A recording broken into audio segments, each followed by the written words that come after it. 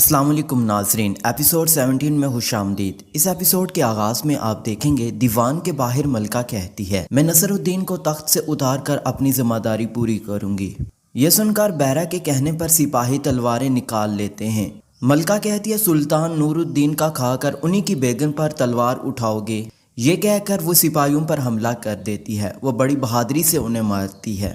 موقع دیکھ کر بہرہ اس پر وار کر کے اس کی تلوار گرا دیتی ہے اور کہتی ہے ہر شخص نصر الدین کی بیعت کر چکا ہے، اگر میں تمہاری جگہ ہوتی تو آخری لمحات میں نور الدین کے پاس ہوتی، ان کے مرنے کے بعد تمہارا اس محل سے تعلق ختم ہو جائے گا۔ دوسری طرف مسجد میں عمر ملا درویشوں کے ساتھ مل کر اللہ کا ذکر کرتے ہیں۔ ادھر ملکہ سلطان کے پاس ہوتی ہے۔ دوسری طرف زندان میں کچھ سپاہی داخل ہوتے ہیں اور نصر الدین کے سپاہیوں کو مارنا شروع کر دیتے ہیں۔ صلاح الدین اور ان کے سپاہی بھی اس افراتفری کے ماحول کو دیکھ رہے ہوتے ہیں۔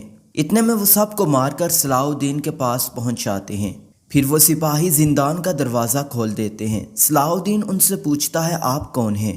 جواباً وہ کہتا ہے آپ کو خوشخبری دینے والوں کے پاس لے جانے والے ہم ہیں۔ یہ کہہ کر وہ ان کو وہاں سے لے جاتے ہیں۔ کچھ دیر کے بعد صلاح الدین ایوبی باہر جنگل میں آتے ہیں تو ان کے سامنے عمر ملا اور دو آدمی ہوتے ہیں۔ صلاح الدین کہتا ہے یہ لوگ کون ہیں؟ جواباً عمر ملا کہتے ہیں اناطولیہ اور ہندوستان تک عالم اسلام کے قلب سے آ رہے ہیں یہ۔ جواباً صلاح الدین کہتے ہیں میں ظلم کے خلاف لڑنے والے اور مقبوضہ علاقوں کو آزاد کروانے کا بیڑا اٹھایا ہے، میرا راستہ فتح یا شہادت ہے۔ اس پر عمر ملا کہتے ہیں فتح یا شہادت کہنے والے بہت لوگ ہیں، تمہیں منتخب کیے جانے کی وجہ اس مبارک سفر کی سربراہی ہے۔ تقدیر سرحدوں کا تعین رکھتی ہے، یہ سرحدیں اناطولیہ سے مصر، مکہ و مدینہ اور قدس اس مقصد کا تاج بنے گا۔ صلاح الدین ایوبی کہتے ہیں میرے راستے میں غداروں کی دیواریں کھڑی کی جا رہی ہیں، ان کو ہٹائے بغیر میں مقصد حاصل نہیں کر سکتا۔ جواباً عمر ملا کہتے ہیں ہم تمہیں ان سب سے نکالنے آئے ہیں، امانت کی حفاظت کرو، غداروں سے نمٹنا تمہارا فرض ہے، اللہ کی مدد سے ہم سب تمہارے ساتھ ہیں۔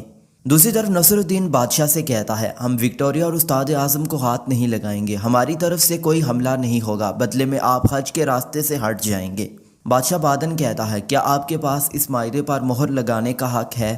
جواباً نصر الدین مہر نکالتے ہوئے کہتا ہے میں تخت کا نائب ہوں، فیصلہ میرا ہے، سلطان نور الدین کا مقصد بھی حج کا راستہ ہے۔ یہ کہہ کر وہ معاہدے پر مہر لگا دیتا ہے تو بادن پوچھتا ہے صلاح الدین کے بارے میں کیا خیال ہے؟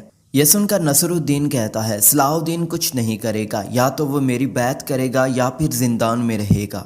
باہر صلاح الدین سپاہیوں کے ساتھ دیوان کی طرف آ رہے ہوتے ہیں۔ انہیں دیکھ کر غدار سپاہی حرکت کرنے کی کوشش کرتے ہیں، لیکن صلاح الدین کے سپاہی انہیں روک لیتے ہیں۔ صلاح الدین کہتے میں نور الدین زنگی کا بیٹا صلاح الدین ہوں، کوئی تلوار میرا راستہ نہیں روک سکتی۔ جواباً سپاہی کہتا ہے ہم تخت کے مالک نصر الدین کا حکم مانتے ہیں، آپ بھی بیعت کر لیں ورنہ ہماری تلواریں آپ سے بیعت کروائیں گی۔ یہ سن کر صلاح الدین ایک ہی وار میں اس کی گردن کاٹ دیتے ہیں۔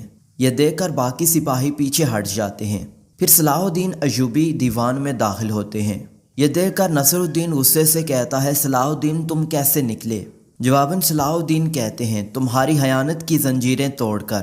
یہ سن کر نصر الدین کہتا ہے تم کس پر غداری کا الزام لگا رہے ہو، تمیز سے بات کرو۔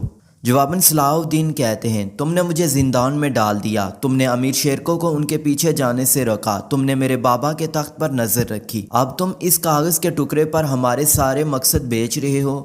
بادشاہ معاہدہ سامنے کرتے ہوئے کہتا ہے ہم نے تخت کے نائب کے ساتھ معاہدہ کیا ہے، تمہارے پاس ابھی کوئی اختیار نہیں ہے۔ یہ سن کر صلاح الدین تلوار کی مدد سے وہ معاہدہ کاٹ ڈالتے ہیں۔ پھر وہ کہتے ہیں میں سلطان نور الدین کا جانشین، اس تخت کا اصل وارث اور اس ریاست کا حاکم، اگر تم مجھ سے معاہدہ کرنا چاہتے ہو تو مجھے اسکلان حج کا راستہ اور وہ غدار دو جنہوں نے تمہارے ساتھ تعاون کیا۔ یہ سن کر بادشاہ کہتا ہے ہم تمہاری تلوار کے آگے نہیں جھکیں گے۔ صلاح الدین کہتے ہیں اس دن کا انتظار کرو جس دن میری تلوار تمہارے سر پر گرے گی، تم نے وکٹوریہ اور استاد اعظم کو دھوکے سے حاصل کیا، تم نے میرے بابا کا خون بہایا، میں تمہیں نہیں چھوڑوں گا، اب یہ کاغذ اٹھاؤ اور جاؤ۔ گیبریل سے کہنا کہ صلاح الدین نے اپنی تلوار کھینچ لی ہے۔ یہ سن کر بادشاہ بادن وہاں سے چلا جاتا ہے۔ صلاح الدین نصر الدین سے کہتے ہیں میں نے تمہیں خاندان کا بڑا سمجھ کر عزت دی، لیکن تم میرے بابا کی آخری سانسوں سے پہلے تخت پر بیٹھ کے تم نے عزت کا جواب غداری سے دیا۔ نصر الدین کہتے ہیں میں اپنے حصے کا کام کروں گا، اس افراتفری میں ریاست کو نہیں چھوڑ سکتا تھا۔ جواباً صلاح الدین کہتے ہیں اگر ریاست کو نائب کی ضرورت ہے تو وہ میں ہوں۔ جواباً نصر الدین کہتا ہے کیا تم وارث ہو؟ کیا تم نے ہمیں ان مصیبتوں میں نہیں گھسیٹا؟ اس پر صلاح الدین ایوبی کہتے ہیں ہم تمہاری وجہ سے مصیبت میں پھنس گئے، اگر تم قیدیوں کو ہاتھ سے نہ جانے دیتے تو ہم سب کچھ لے سکتے تھے، لیکن تم نے ہمارے راستے روک لیے، تم کیوں ڈرتے ہو بولو؟ اس پر نصر الدین کہتا ہے میں کسی چیز سے نہیں ڈرتا اور غدار توران شاہ ہے اور تم یہ بات کیوں نہیں مانتے؟ جواباً صلاح الدین کہتے ہیں ہم قیدیوں کو حاصل کریں گے تب سب کچھ واضح ہو جائے گا، تم یہ سب کچھ جانتے ہوئے مجھے کیوں روک رہے ہو؟ جواباً نصر الدین کہتا ہے میں نہیں چاہتا کہ مزید پریشانی کا شکار ہوں۔ صلاح الدین کہتا ہے ریاست کو تم نے کمزور کر دیا ہے، اب سے ریاست کا وارث اور حاکم میں خود ہوں۔ پھر بلند آواز میں کہتے ہیں دروازہ کھولو، اس کے ساتھ تمام وزیر وہاں آتے ہیں۔ صلاح الدین امیر ریحانی سے کہتا ہے وزارت کی مہر فوراً تبدیل کرے۔ ریحانی کافی دیر تک نصر الدین کی طرف دیکھتا رہتا ہے، آخرکار نصر الدین کے اشارے پر مہر دے دیتا ہے۔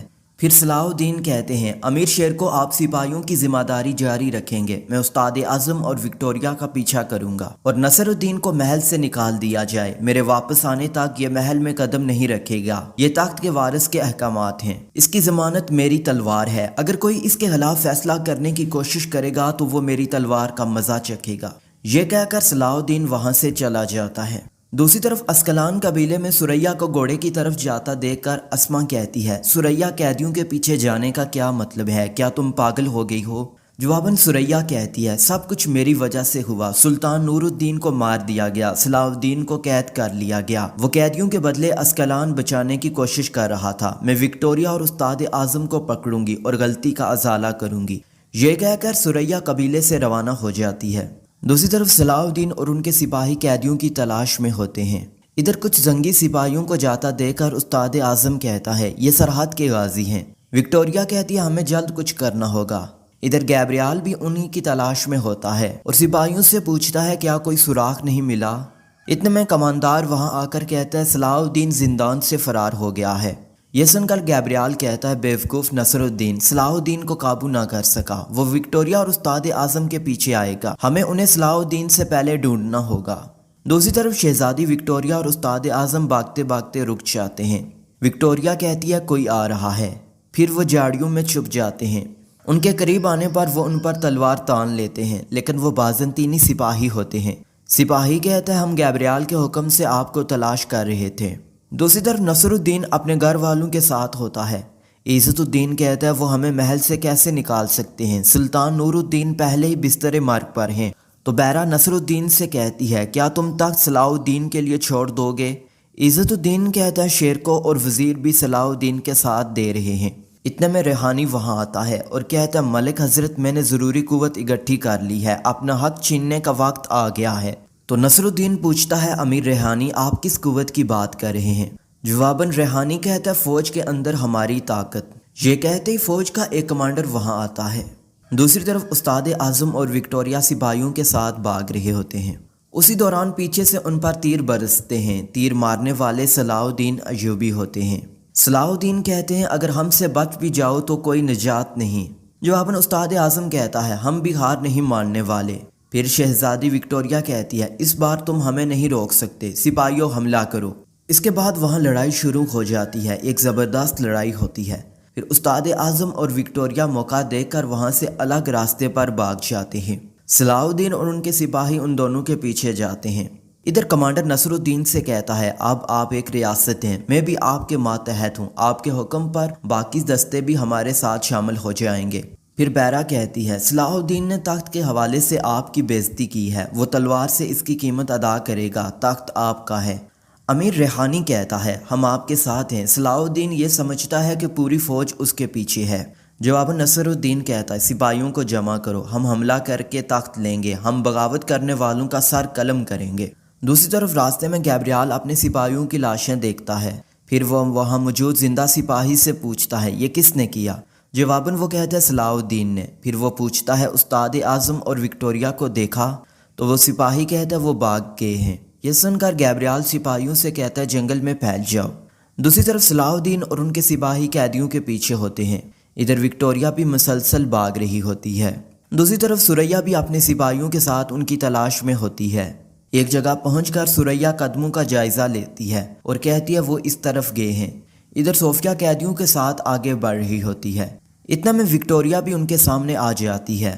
اسے دیکھ کر صوفیہ پوچھتی ہے تم کون ہو؟ تو وکٹوریہ کہتی ہے میں شہزادی وکٹوریہ، کسی کو پتہ نہ چلے۔ جواباً صوفیہ کہتی ہے مجھے کیسے پتہ چلے گا کہ آپ شہزادی ہیں؟